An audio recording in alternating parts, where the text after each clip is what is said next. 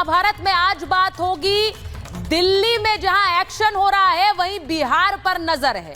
दो तस्वीरों के साथ शुरुआत कर रही हूं। दिल्ली में सरकार बन गई, मंत्रियों ने शपथ ले ली है। तस्वीरें गलत चला रहे हैं आप। दिल्ली में एक्शन जहां तेज है वहीं दूसरी तरफ बिहार पर नजर है, क्योंकि दिल्ली में सरकार बनने के बाद अब पूरी मीडिया को शीश महल ले जाएंगी दिल्ली की सरकार। अरविंद केजरीवाल ने कैसा घपला किया है वो दिखाने के लिए वो तस्वीर आपको दिखा रही हूं। लेकिन इसी के साथ साथ प्रधानमंत्री नरेंद्र मोदी आज बिहार पहुंचे और बिहार पहुंचकर उन्होंने कैसे मिशन बिहार का भी एक प्लान आगे रख दिया है।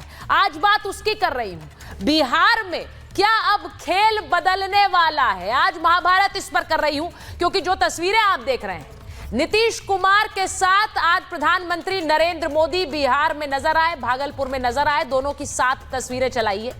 नीतीश कुमार के साथ उन्होंने एक रैली भी की और उसके बाद दोनों साथ बातें करते हुए नजर आए।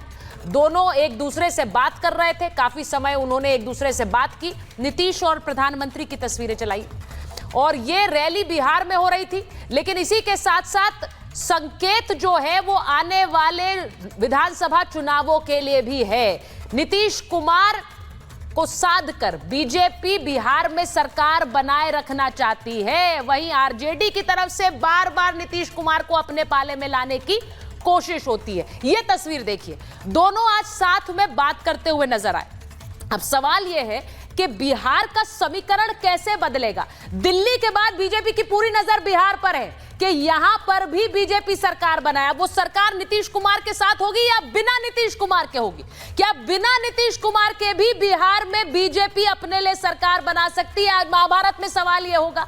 सवाल यह भी कि नीतीश कुमार के बेटे निशांत कुमार की चर्चाएं इस चुनाव में तेज हो गई हैं, इस चुनाव से पहले तेज हो गई हैं। नीतीश के बेटे निशांत कुमार को साधने के लिए बीजेपी के नेता भी आगे आ रहे हैं और वहीं आरजेडी के नेता भी सामने आ रहे हैं। आपको तस्वीरें दिखा देती हूं, जहां एक तरफ नीतीश कुमार के साथ नरेंद्र मोदी बिहार में थे, वहीं दूसरी तरफ आप तस्वीरें देखिए नीतीश कुमार के बेटे निशांत कुमार की। ये राजनीति में उनके आने की अटकलें लगाई जा रही हैं।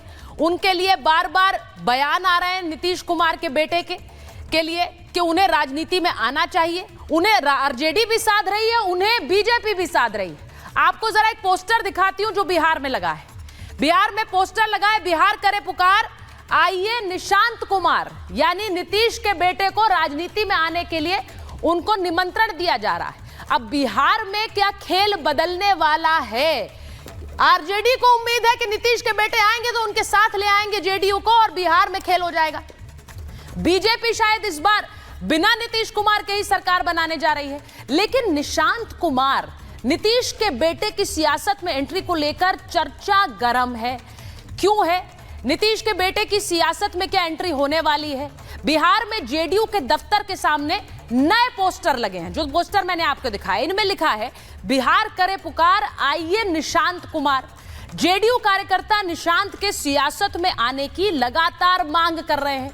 दरअसल नीतीश की तबीयत पर तेजस्वी यादव ने सवाल उठाए थे और जब सवाल उठाए तो पिछले साल भी निशांत के जेडीयू में शामिल होने की चर्चा थी, क्योंकि नीतीश की जगह वही लेंगे। लोकसभा चुनाव से पहले सियासी एंट्री की तैयारी भी हो गई थी, लेकिन कई कांग्रेस नेताओं ने इसका विरोध किया और बिहार में पोस्टर लगवा दिए थे। पोस्टर में लिखा था राजा का बेटा राजा नहीं बन सकता, यानी निशांत कुमार का विरोध था। विवाद से बचने के लिए निशांत उस वक्त सियासत में नहीं आए, लेकिन फिर क्या हुआ? अब परिवार और सार्वजनिक कार्यक्रमों में वो सक्रिय नजर आते हैं, एक्टिव नजर आते हैं। कयास ये लगाए जा रहे हैं कि होली के बाद वो सियासत में आ सकते हैं।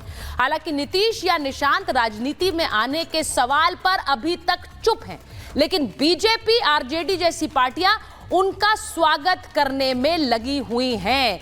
तो आज मैं आपको बता रही हूं कि क्या बिहार में समीकरण बदलने वाला है। बिहार में अब दाव नीतीश कुमार के बेटे पर लगाया जा रहा है। आपको जरा सुनवा देती हूं निशांत कुमार के बारे में क्या कहा जा रहा है।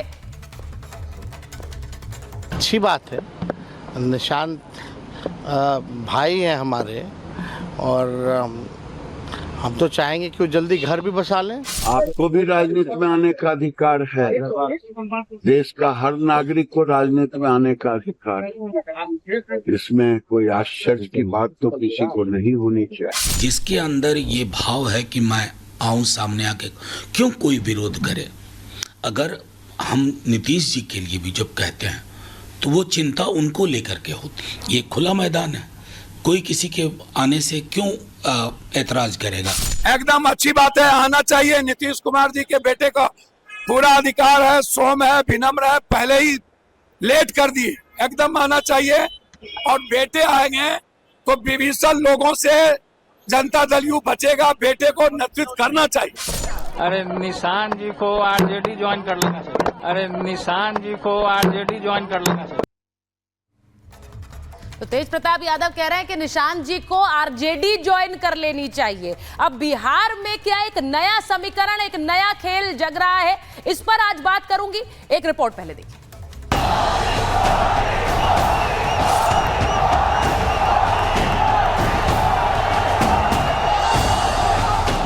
हरियाणा, महाराष्ट्र और दिल्ली के बाद प्रधानमंत्री मोदी का विजय रथ बिहार की तरफ चल पड़ा है। भागलपुर में पीएम मोदी ने किसान सम्मान निधि की 19 किश्त जारी कर विरोधियों पर करारा प्रहार किया। इस दौरान उन्होंने न सिर्फ बिहार की जनता को जंगल राज की याद दिलाई, बल्कि चारा घोटाले वालों की नीयत पर भी सवाल खड़े कर दिए। जो लोग पशुओं का चारा खा सकते हैं, वो इन स्थितियों को कभी भी नहीं बदल सकते। एनडीए सरकार ने इस स्थिति को बदला है। कांग्रेस हो, जंगल राज वाले हो, इनके लिए आप किसानों की तकलीफ भी कोई मायने नहीं रखती। प्रधानमंत्री के मिशन बिहार पर आरजेडी की तरफ से सवाल खड़ा किया गया। तेजस्वी यादव ने पीएम मोदी से पूछा कि बिहार के विशेष राज्य और विशेष पैकेज का क्या हुआ। किसानों के आय में बिहार जो है सबसे पीछे है, बेरोजगारी में बिहार नंबर 1 है, पलायन में बिहार नंबर 1 है, गरीबी में बिहार नंबर 1 है। प्रधानमंत्री जी आते हैं, अच्छी बात है, लेकिन जब आते तब जुमलेबाजी करते हैं, जुमला बोलते हैं, बिहार के लोगों को ठगने का काम करते हैं। तेजस्वी प्रधानमंत्री से सवाल पूछ रहे थे, लेकिन नीतीश कुमार बिहार में अपने और आरजेडी के बीच का फर्क समझा रहे थे। शाम के बाद कोई घर से बाहर नहीं निकलता था, ये बुरा हाल है। जगह जगह लोग तरह तरह की बात करते, लेकिन जो लोग भी शासन में थे तो आप समझिए शाम में भी घर से बाहर नहीं निकलते थे, और साथ में समाज में कितना विवाद होता था।